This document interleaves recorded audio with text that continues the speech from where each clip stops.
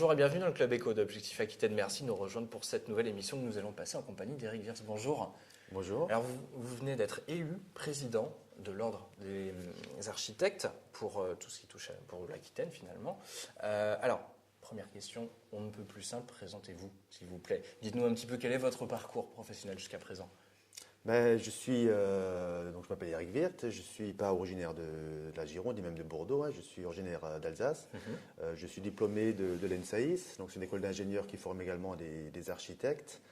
Et je suis venu à Bordeaux en 1986. C'est une ville que j'ai choisie, j'étais en coopération et puis de revenir en France, je me suis installé à Bordeaux. Si à l'époque Bordeaux n'était pas une aussi belle ville, néanmoins, effectivement, c'est la ville que j'ai choisie. Et puis aujourd'hui, je crois que moi, je suis très content d'y habiter ou d'y travailler, parce que c'est une ville extrêmement, extrêmement belle et je crois qu'on le doit un peu à Alain Juppé. Mon premier travail, quand je suis arrivé, ma première charrette, c'était chez mon ami, mon confrère et mon prédécesseur Michel Moga. J'ai travaillé à l'époque sur le stade Vélodrome.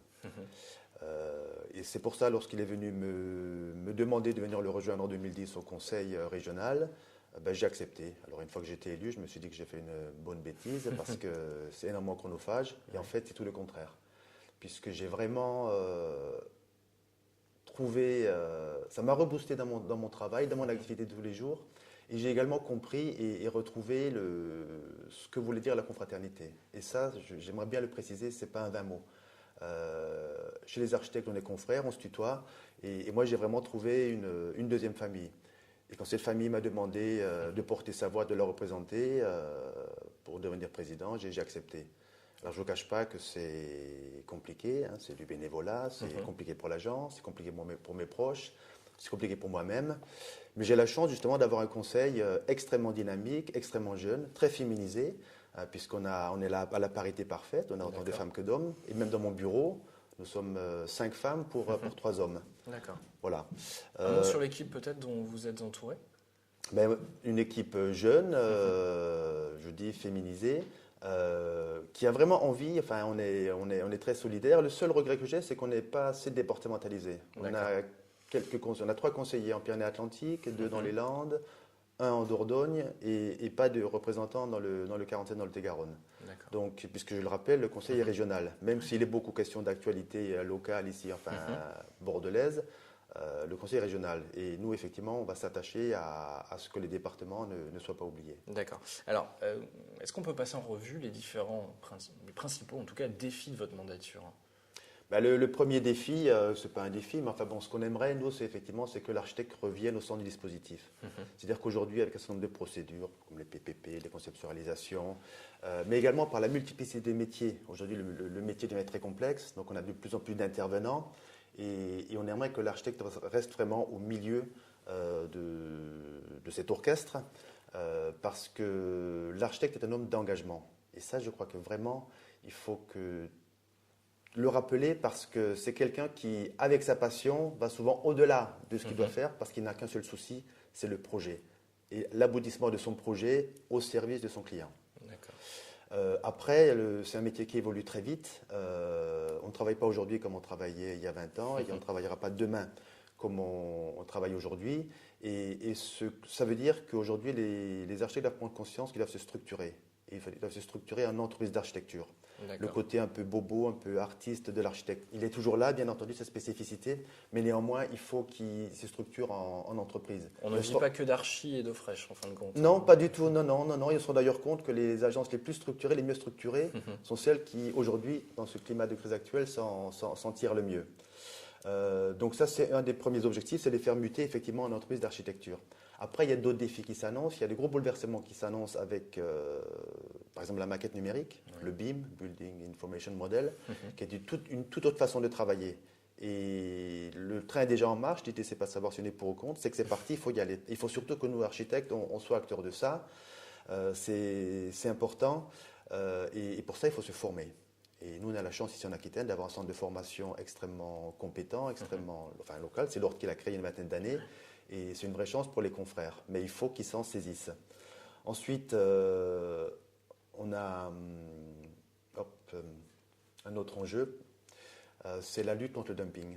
Donc ça, c'est un vrai défi. Aujourd'hui, le dumping est en train de faire beaucoup de dégâts, à la fois au sein des agences, mais même en termes de qualité de travail, de qualité oui, finalement, de bâtiments. Donc on y travaille au quotidien, notamment avec notre observatoire et notre module qui est architecture et moyens publics. On y travaille au national, on y travaille localement. Ce problème de dumping est un problème à la fois qui est lié au marché privé et au marché public. On n'a pas encore la solution, mais c'est un chantier permanent. La crise a fait des dégâts, vraiment, ces dernières années? Oui, la crise a fait des dégâts et elle en fera encore plus parce qu'il y a beaucoup de confrères qui n'ont pas de travail, beaucoup de jeunes confrères qui n'arrivent pas à être employés. On a des faillites, des dépôts de bilan et on craint que 2014 soit assez dur aussi puisque s'ajoute à la crise le problème français, ce problème des élections. On arrive vers des municipales, donc les périodes pré- et post-électorales sont toujours extrêmement dommageables parce qu'en clair, il ne se passe pas souvent grand-chose. Voilà. Très important aussi, c'est le marché de la rénovation énergétique, qui est un vrai défi. Aujourd'hui, tout le monde veut y aller. En Aquitaine, je crois qu'il est prévu dans les prochaines années, logiquement, c'est 1 milliard de travaux par an. Ouais. Donc les architectes doivent être sur ce marché-là. Et nous, ce qu'on pense qu'effectivement, c'est que ce qu'il faut pouvoir proposer, c'est une offre globale aux particuliers. Ça veut dire, et ça peut se faire par le biais de GIE, groupement d'intérêt économique, qui pourrait associer un architecte, un bureau d'études, une entreprise, un banquier, de manière à aller pouvoir solliciter effectivement les particuliers qui souhaitent rénover et leur proposer une offre globale. Et dans rénovation énergétique, il y a rénovation. Ça veut dire que trop souvent on se focalise sur l'aspect énergétique, alors qu'en fait, tant qu'à faire des travaux, améliorons le logement, améliorons l'habité et améliorons les usages. D'accord. Voilà, après on a d'autres soucis. On est vigilant par rapport au développement des sociétés publiques locales, des agences locales d'ingénierie. On est vigilant, voilà, est-ce qu'elles vont venir marcher sur nos champs de compétences ou pas. Je crois que vous aviez appelé également à ne pas négliger la maison individuelle. Tout à fait. Et là, nous, on a une vraie volonté de reconquérir ce marché. Qu'on a trop délaissé, il s'est fait un peu trop n'importe quoi aussi à notre sens avec cet étalement urbain. Aujourd'hui, on va beaucoup plus tricoter la ville, se faire densifier et pour ça, les architectes ont leur rôle. Par contre, là aussi, il faut qu'on change notre approche. Derrière une approche d'une façon de faire notre métier qui doit être différente, beaucoup plus à l'écoute des usagers et de leurs souhaits. D'accord. Je reviens sur les sociétés publiques locales. Quelles sont vos craintes exactement ? Nos craintes, c'est qu'effectivement, si vous voulez, avec la disparition ou le redéploiement des DTM, etc., qui n'apportent plus de services quotidiens aux collectivités, la tentation est forte de mettre en place ces fameuses sociétés publiques locales qui viennent en assistance et en appui aux collectivités. Donc, aussi longtemps qu'elles restent dans le champ de la faisabilité, de la pré-opérationnalité, pourquoi pas, mais à un moment donné, on peut imaginer qu'elles dérivent vers de la maîtrise d'œuvre, ce qui est déjà le cas, notamment dans les Pyrénées-Atlantiques, avec la GPL, voilà, qui intervient pour le compte des communes au grand détriment des confrères locaux. D'accord. Est-ce qu'il y a des projets ou des rendez-vous que vous aimeriez citer particulièrement durant cette émission ? Il y a un très grand rendez-vous qui est la suite de ce qui s'est passé cette année, qui étaient les journées portes ouvertes, donc qui sont déroulées en Aquitaine, et qui, l'année prochaine, les 6 et 7 juin 2014, seront un événement interrégional dans le Grand Sud. Il n'est pas impossible que ce soit un événement national. Donc c'est un événement qui est porté par l'Aquitaine, par notre chargé de communication Sophie Moline, par Julien Vincent, qui est notre jeune conseiller ordinal, qui est très pointu sur ce sujet. Donc les architectes ouvriront leurs portes les 6 et 7 juin à l'ensemble des usagers, puisque l'idée pour nous, c'est de rendre l'architecte à la fois désirable, et on se rend compte aussi, c'est vrai que l'architecte est un personnage qu'on connaît peu.